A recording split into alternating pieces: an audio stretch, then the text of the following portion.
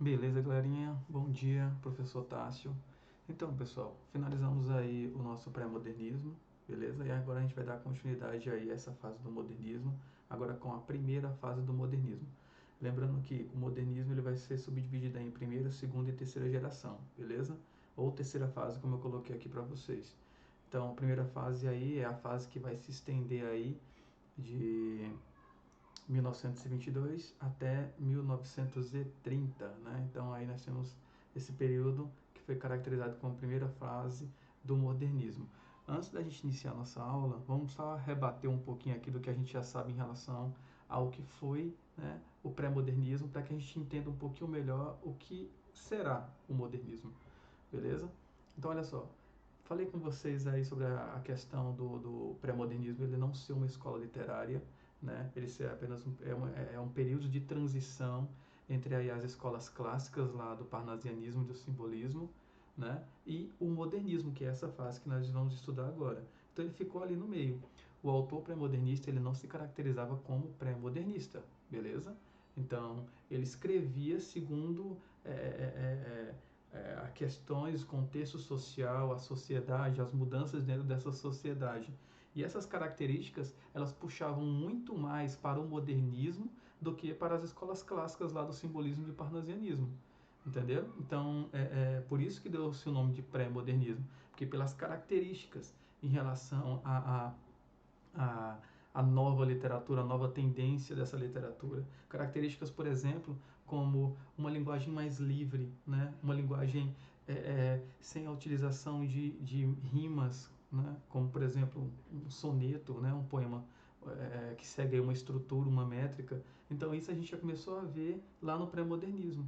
Uma aceitação ao novo e não apenas ao clássico, né? Então, tudo poderia ser poesia, né? Então, seria tipo uma poesia que a gente pode chamar de poesia, uma anarquia dentro da poesia, beleza? Então, essas características começaram a surgir.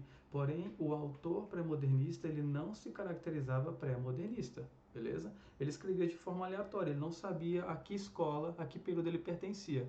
Seguia apenas o quê? Uma tendência com relação ao contexto social, ok?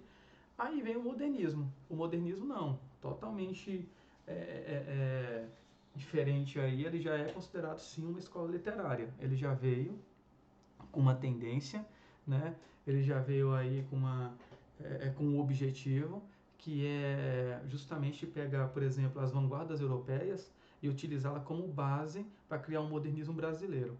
O que seriam essas vanguardas europeias? As vanguardas europeias são, em outras palavras, o modernismo europeu. Beleza? Então, quando a gente fala de vanguardas europeias, a gente vai falar aí do dadaísmo, vamos falar do surrealismo, vamos falar do expressionismo, beleza? Do futurismo, do cubismo. Então, a gente vai ver aí esses ismos aí que acabou sendo utilizado também no moderno, que virou o modernismo, ok? Então, essas escolas, elas podem ser, a gente pode chamá-las de modernismo europeu. E o que aconteceu com esse modernismo europeu que veio a influenciar o modernismo brasileiro? As questões sociais também, né? Então as mudanças aí é, é, é, é, na sociedade, e isso eu não falo na sociedade nem brasileira, eu falo no mundial, porque o modernismo ele veio a surgir aí num período denominado aí entre guerras, né? Então o modernismo ele veio aí de 1922, né, a 1930, só que o pré-modernismo, que foi a escola que antecedeu, a escola não, o período de transição que antecedeu, ele surgiu lá em 1902, né? Então foi um período que prevaleceu aí por 20 anos até a chegada da nossa primeira fase do modernismo. Então esse período moderno aí foi um período que passou aí por várias transformações econômicas e sociais e passou também por duas guerras mundiais, beleza? Então, a primeira delas a gente sabe, né, ocorreu entre 1914 e 1918, e a segunda entre 1939 e 1945. Então, professor, o senhor falou que vai até a geração de 30, né? Porque o senhor falou que a Segunda Guerra é 1945. Porque o modernismo ele tem primeira, segunda e terceira fase. A terceira fase do modernismo é chamada de geração de 45. Então ela vai até essa terceira fase, beleza? Então, olha aí a mudança no contexto social, né, com relação a uma guerra mundial. Uma não, duas, né? Duas guerras mundiais aí acontecendo. Então, isso não muda apenas a sociedade brasileira, isso muda o mundo, né? Como eu falei para vocês em sala, para que uma nova tendência literária ela venha a surgir, tem que haver junto com essa mudança algo que a influencie, né? Então não pode ser algo pequeno, algo irrelevante. Tem que ser algo que realmente mude esse contexto social para que haja essa mudança, haja essa nova concepção, essa nova forma de pensar, entendeu? Então esse impacto que a sociedade sofre muda tudo, a cultura, a arte de um modo geral. E assim, por conseguinte, aí a própria literatura, né? Não tem como ela ficar engessada ali, perante as mudanças ali, batendo a porta. Então, galera, modernismo primeira fase, também conhecido como fase heróica. Por que a fase heróica, pessoal? Porque é a fase justamente aí que um grupo chamado Grupo dos Cinco, eles tiveram a audácia mesmo de fazer, de buscar essa mudança dentro da arte, dentro da literatura, né? Quando a gente pensa em primeira fase do modernismo, quando a gente pensa na geração de 22 aí até 30, né?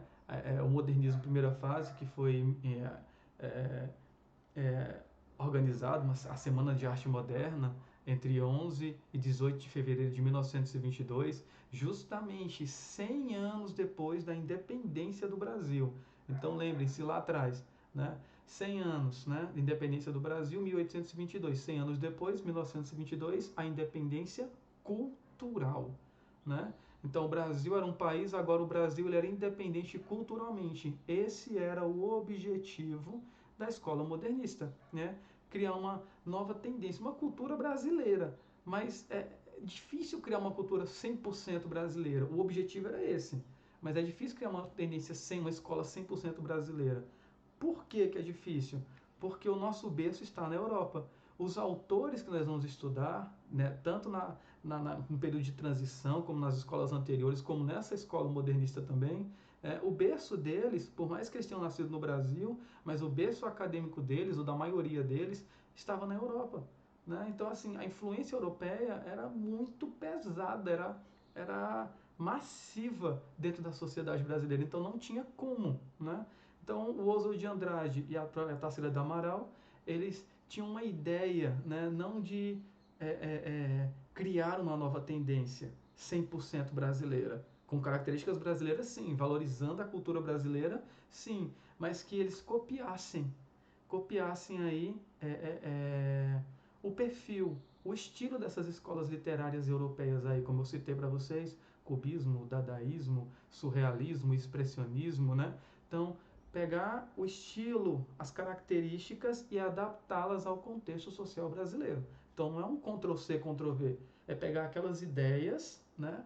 As ideias modernas ali que surgiam nesse pós-guerra aí, né? E adaptá-las a um contexto social brasileiro, beleza? Então, esse aí foi o principal ponto em relação ao surgimento dessa escola literária. Então, mais uma vez, retomando, já disse, mas vou repetir, aconteceu no Teatro Municipal de São Paulo, o modernismo, né, na Semana de Arte Moderna, né, foi o marco precursor aí, o início dessa escola, foi de 11 a 18 de fevereiro de 1922, onde múltiplos artistas aí, de um modo geral, na literatura, na escultura, na pintura, né, no caso nas artes plásticas, então a arte de um modo geral foi representada. Quando a gente pensa que o modernismo, essa Semana de Arte Moderna, ela teve grande repercussão mundial ou até mesmo brasileira, ela não teve, beleza? Então assim, foi uma nova tendência onde poucos aderiram e muitos criticaram. E nesse muitos aí que vieram a criticar, estava também a mídia em si. Então não foi tão propagada, né? Não levaram tão a sério essa nova tendência tão importante quanto ela é hoje. Então, no período em que aconteceu a semana de 22, ela não teve tanta expressão no contexto nacional, tá? Mesmo com grandes autores, mesmo com grandes escritores aí, grandes artistas que representaram essa geração, mas assim, a questão da não aceitação a essa nova tendência moderna, essa mudança, né, dentro aí do contexto, sair do clássico, sair daquele perfeccionismo, sair daquele academicismo que a escola pedia, para uma linguagem ali sem rima, métrica, né? O que a gente conhece como versos brancos e versos livres, beleza? Então, não era aceito por esses acadêmicos, tá? Então, quando a gente pega, assim, pontos a analisar, esse foi uma curiosidade, né, que eu quis colocar aqui para vocês. Mas vamos lá. Então, quando a gente fala aqui de características, né, desse modernismo, a gente pode citar algumas. Vamos lá. Características do modernismo: o nacionalismo crítico e ufanista. Quando a gente fala de nacionalismo crítico e ufanista, é uma crítica de mão dupla, né, de via dupla aí. Porque o escritor, esse nacionalismo, por exemplo, o próprio Oswald de Andrade, ele criou um movimento chamado Movimento Pau-Brasil. Esse movimento Pau-Brasil, ele criticava, sim, as questões sociais, os problemas, etc., né, que passavam na sociedade brasileira. Porém, ele mostrava dentro da literatura dele a realidade do povo brasileiro, só que de uma forma, como o Menotti Del Pitta chamou, uma forma afrancesada. Então, ele transformou a nossa literatura em algo bom, né, algo, como é que eu posso falar, comercialmente bom, a visão do europeu. Então ele escreveu sobre o brasileiro, mas para o europeu, entendeu? Então, ao mesmo tempo que ele defendia essa nova tendência, essa nova mudança, ele utilizava ali uma estrutura europeia, né? Então isso acabou até gerando uma rivalidade aí, criando alguns movimentos. Eu vou explicar direitinho para vocês como isso funciona. O fanismo já foi mais direcionado aí ao movimento verde amarelista, o movimento da ANTA. A gente vai ver um pouquinho sobre ele também, tá? Mas eles eram fanos, né, extremos, né, em relação à questão de nação e à questão de cultura brasileira. Valorização do cotidiano, é a questão agora do viver o agora, né? Então valorizavam muito isso.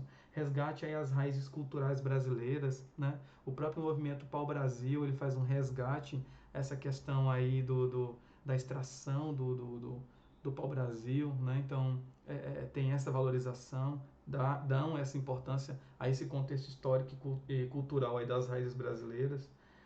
Crítica à realidade brasileira, isso aqui a gente já falou lá no primeiro tópico, né? A renovação da linguagem, então renovar a linguagem agora poderia ser uma linguagem, como eu disse para vocês, o novo também é belo e não apenas o clássico, então tudo poderia vir a ser literatura, tudo poderia vir a ser arte, entendeu? Então a arte não precisaria de paradigmas, de estrutura, né? Siga essa métrica, siga essa forma para que a arte venha a existir. Não. As múltiplas formas, né, os múltiplos artistas aí, eles se expressavam de uma maneira totalmente ímpar, cada um deles. E isso era valorizado nesse período também. Beleza? Então, oposição ao parnasianismo e ao academicismo, é o que eu falei, essa métrica, né, essa perfeição, esse clássico. Então, foi essa quebra. Experimentações estéticas, experimentar a questão de coisas novas, né?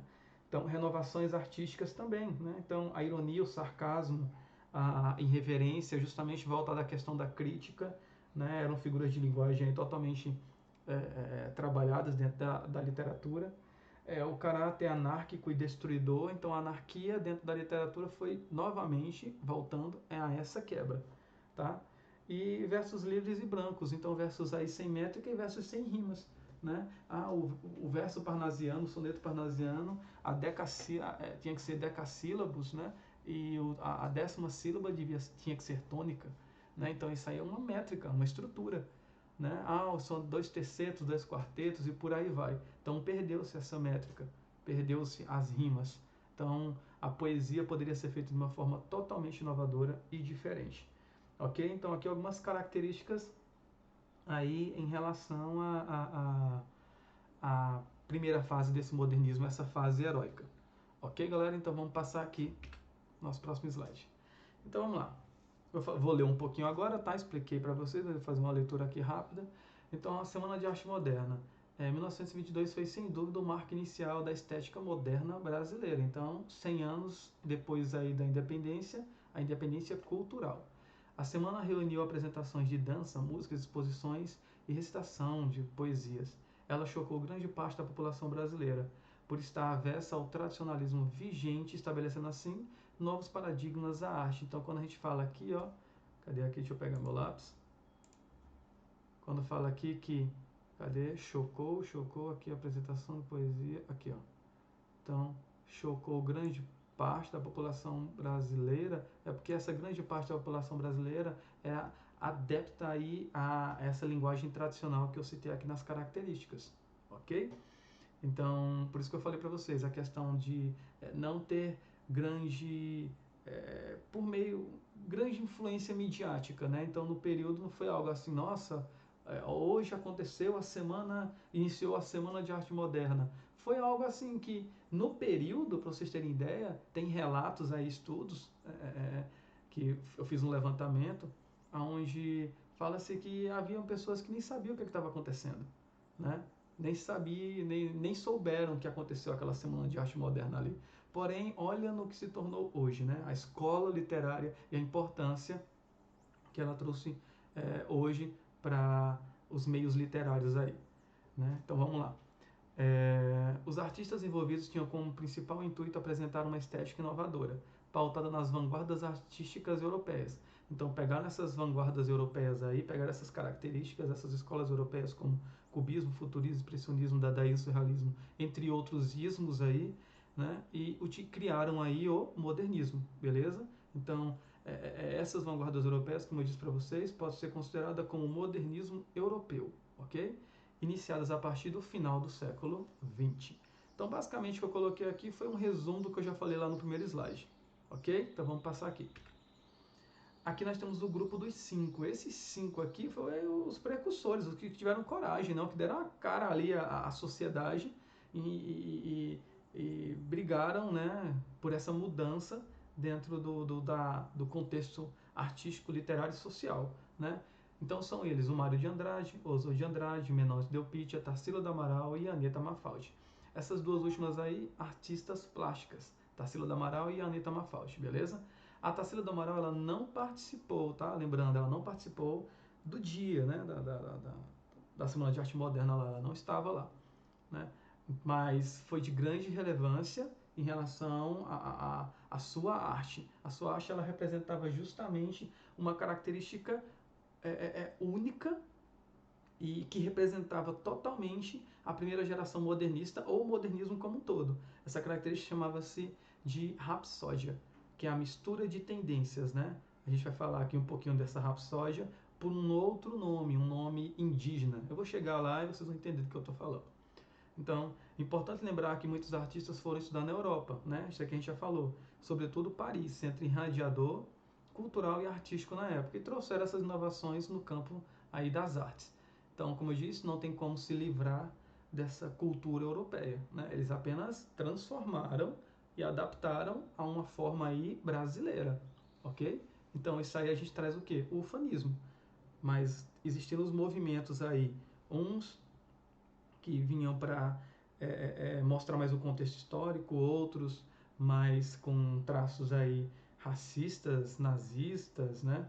E ufanos também, e outros mais que valorizam essa mistura dentro da sociedade, né? A miscigenação de um povo como sendo algo fortalecedor daquele mesmo povo. Vamos lá então.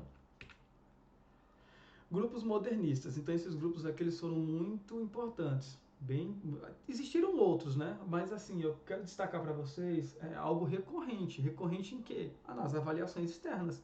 Então o que é que sempre aparece aí em relação a grupos modernistas, a primeira geração modernista? Sempre vai aparecer em relação a esses grupos aí o Movimento Pau-Brasil, tá? O Verde Amarelismo, que depois passou-se a chamar a Escola da Anta, e o movimento antropofágico, beleza? Então esses aí são considerados os movimentos aí dos grupos modernistas, os que se destacaram, tá? Existiram outros aqui, eu posso até fazer um outro vídeo destacando outros vídeos, ok? Então, lembrem-se aí, ó, a gente sei que a gente está no modernismo, mas volta lá no pré-modernismo. Existiram alguns movimentos, existiram algo que influenciou aquela mudança dentro da sociedade. Sim, tiveram os manifestos lá, né? Revolta da vacina, revolta da chibata, Canudos. Tá vendo que o contexto social que força essa mudança dentro do contexto artístico e literário? Então, é sempre assim. E sempre vai ser assim, né? Então, estão aqui os movimentos que representaram também essa mudança aí dentro do modernismo. Então, o pau-brasil. Vamos iniciar aqui para o Brasil, 1924 a 1925. Né? Então, 2 aninhos aí. Então, pau-brasil. O movimento pau-brasil é um movimento nativista, beleza? Nativista, nativo do Brasil. Defendia a poesia brasileira de exportação. Então, galera, como assim a poesia brasileira de exportação? O Oswald de Andrade, ele tinha um pensamento. Da mesma maneira como foi levado, né, foi exportado o pau-brasil, né, deu até nome aí ao movimento, do Brasil para a Europa, né, foi exportado isso. Ele queria agora exportar poesia, ele queria exportar agora literatura, entendeu? Então, só que a forma como ele produzia essa literatura é que não agradava aos olhos aí de outros escritores brasileiros, né? Não só brasileiros, como até estrangeiros, beleza? Então, eles não aceitavam muito bem, porque o Oswald de Andrade, ele transformou essa literatura brasileira, né, aos bons olhos ali do povo europeu. Então, a forma como ele utilizava, a forma como ele, a falácia, a escrita que ele utilizava ali para representar esse povo brasileiro, representar muitas vezes ali o nordestino, representar muitas vezes ali o sertão, representar o caipira. Então, características raiz, né, raiz ali do povo brasileiro de uma forma europeia. Então, ficou esquisito. Né? Então, entrava aí até muitas vezes até um contexto mesmo econômico, né? Uma questão econômica aí em relação a exportar e ser aceito essa literatura lá fora. Né? O Brasil já estava acostumado, o Brasil já comprava essa literatura europeia com mais facilidade. Agora, exportar a nossa literatura, exportar essa nova tendência, né? Esse novo manifesto aí, é que era um pouquinho mais difícil. Então ele pensou em como fazer isso. E foi a forma que ele encontrou, beleza? Então vamos lá. Então, tal como o pau-brasil foi o primeiro produto a ser exportado, Oswald de Andrade desejava que a poesia brasileira se tornasse um produto cultural de exportação. Daí a escolha do movimento, pau-brasil. Quem fez a pintura aqui, ó, da revista, no caso, foi uma revista que marcou, né, o início desse movimento. O nome da revista é justamente esse, Pau Brasil. Quem fez a pintura aí foi a Tarsila, justamente na época esposa do Oswald de Andrade. Então ela ilustrou, tá, aí a revista Pau Brasil. Então vamos lá. Oswald de Andrade ficou conhecido pela figura de irreverência e de crítica ao academicismo. Tá vendo aí? Então, olha só, ao mesmo tempo que ele ia a favor, ó, crítica ao academicismo, né? Então, ao mesmo tempo que ele vinha aí a favor das tendências desse novo movimento, né? Ele fazia parte dessa crítica, era quase como uma autocrítica, né? Então, e a burguesia. Mas aí entra a questão do que ele era burguês. Né? Então era uma autocrítica, falar de si próprio. A forma como ele escrevia, a forma como ele exportava a literatura dele incomodava, como eu disse para vocês. Porém, ele ainda fazia crítica a esse academicismo e essa quebra. Como eu falo para vocês, a questão das novas tendências literárias aí, a anarquia literária, beleza? Então vamos lá. Assim defendia ao mesmo tempo que criticava, tá vendo? O nacionalismo de sua maneira, a qual veio a ser alvo de julgamento pelo movimento verde e amarelo, formada aí por Menotti, Del Picchia, Plínio Salgado, Guilherme de Almeida e Cassiano Ricardo. Então eles não aceitavam.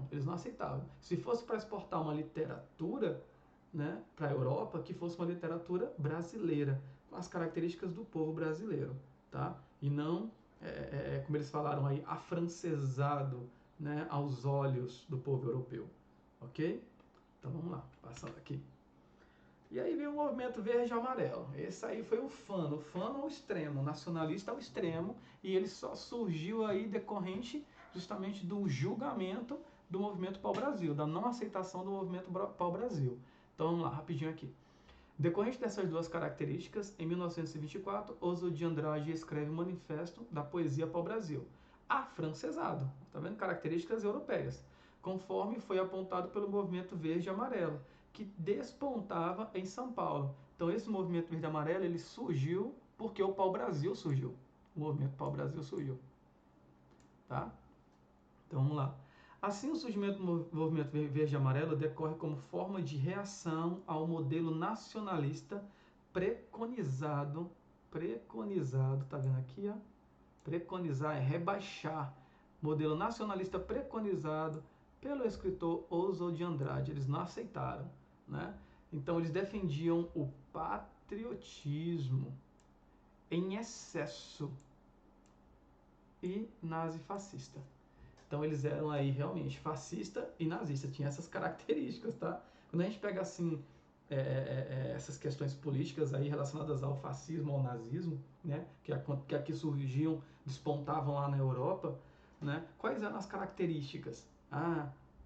Vamos pegar aqui o nazismo, né? Que é que a gente lembra mais, tá? Aí em obras, em filmes, né? De um modo geral, onde coloca ali a questão desse ufanismo, desse patriotismo, né? O nazismo em relação até mesmo à raça pura, uma raça ariana. Então, quando a gente fala desse movimento verde e amarelo aí, eles também eram racistas, né? Eram considerados um movimento aí integralista, mas racista, tá? Com caráter fascista e nazista também, beleza? Então, vinham aí justamente para poder despontar, né, o movimento pau-brasil e mostrar que tem como sim criar uma literatura 100% brasileira, beleza? Sem maquiar, sem adaptar ao estilo europeu, ok? Então vamos lá. Aí vem o movimento antropofágico. O movimento antropofágico basicamente foi uma mudança do movimento pau-brasil. Até porque os mesmos criadores do pau-brasil são os mesmos do antropofágico, beleza? Que foram quem? O Oswald de Andrade e a Tarsila do Amaral, lógico, junto com outros escritores, mas a gente está falando aqui dos criadores, tá? Quando a gente fala do movimento aí antropofágico, antropofagia, né? O antropófago é um termo indígena, beleza? Então, que termo indígena era esse? Basicamente é o termo relacionado aí ao canibalismo entre as tribos indígenas. Como é que funcionava esse canibalismo? Eu matava ali o meu oponente, certo? E aí aquilo que eu queria aprimorar em mim, eu deglutinava, eu me alimentava. Então se eu queria, eu quero ficar mais inteligente, eu vou comer ali o cérebro daquela pessoa. Eu quero ficar mais rápido, comer ali os pés daquele meu adversário. Então vinha dessa deglutinação. Esse é o movimento antropofágico. E a pessoa, então quer dizer que esse manifesto antropofágico aí, um ficava se alimentando do outro? Não, não era assim não. Esse movimento antropofágico é aquilo que eu falei para vocês, as vanguardas europeias, beleza? Então, a literatura nova, a nova literatura brasileira, ela surgiu decorrente de quê? De se alimentar de novas literaturas. A cultura brasileira é uma cultura miscigenada, e quanto mais misturada ela fosse, mais forte ela era. Lembra lá do Graça Aranha, que ele já vinha com essa tendência? O próprio Graça Aranha participou do movimento modernista também, porque ele já tinha essa ideologia moderna, né? E foi criticado lá na Academia Brasileira de Letras por isso, por ele aceitar essa mudança, e na época lá do pré-modernismo, a academia não aceitava. Lá em 1912, a academia não aceitava, né? Então, ele defendeu também, porém ele não foi um dos precursores aí, tá? Mas ele participou, tanto que sua obra Canaã, né, que a gente até começou a fazer uma análise sobre, ela faz tanto parte aí do pré-modernismo como do modernismo aí da primeira geração, beleza? Então uma cultura que deglutinava de outras culturas, uma cultura que se alimentava de outras culturas, ou seja, a miscigenação, era a mistura do povo, beleza? Então, uma leiturazinha rápida aqui. Então, a proposta do movimento era assimilar outras culturas. Tá vendo aí logo de cara a gente já falou logo. Mas não copiar. Não é o Ctrl-C, Ctrl-V, copiar exatamente igual. Eu vou copiar como estava lá na Europa, fazer uma cópia aqui idêntica. Não, não é assim. Entendeu? É pegar, como eu disse ali, o perfil, as características e transformá-la, adaptá-la ao contexto social brasileiro. Ok?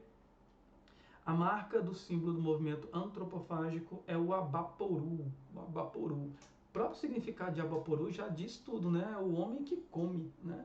Então, o homem que come o quê? O homem que come essas novas culturas, essas novas tendências. Então, aqui, olha só, nós temos ali, quando a gente olha, tem o cacto, o sol, então mostra a questão do trabalhador, mostra a questão do trabalho duro, do sofrimento, do nordestino, do sertão, mas é uma pintura com características europeias, é uma pintura expressionista, beleza? O pé grande é o homem que trabalha muito, a cabecinha pequena é o trabalhador sem voz, sem representatividade, né? Mas ali tem as características o quê? Expressionistas.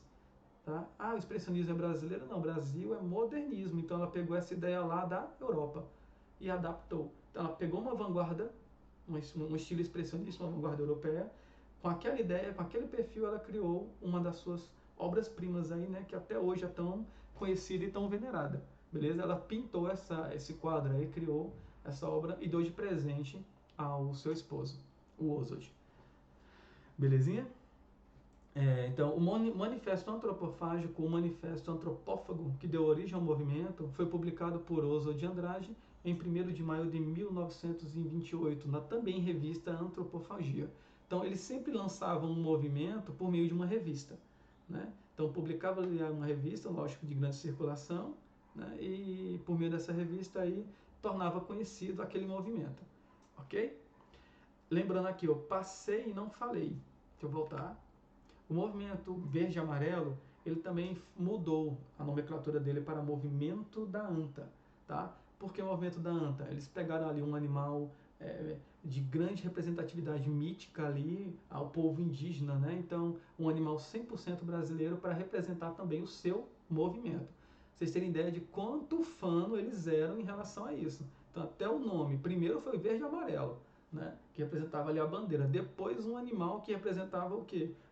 O mítico tupi-guarani, né, e 100% brasileiro. Então, tudo que eles faziam era justamente voltado a essa questão ufana, essa questão nacional, ok? Então, só fazer uma leitura aqui agora, galera. Tava na revista lá, Antropofagia, tá? Do Oswald de Andrade. E aqui é um trecho em que ele fala sobre esse movimento antropofágico aí, beleza? Então, rapidinho, vamos lá. Só a antropofagia nos une socialmente, economicamente, filosoficamente. Única lei do mundo, expressão mascarada de todos os individualismos, de todos os coletivismos, de todas as religiões, de todos os tratados de paz. To be or not to be, there is the question. Contra todas as catequeses e contra a mãe dos Gracos. Só me interessa o que não é meu, lei do homem, lei do antropófago. Então, trecho aí do manifesto que está na revista, que foi lançada na época, aí lá em 1928. Beleza? Tranquilão? Então, galera, aqui é só uma introdução, beleza?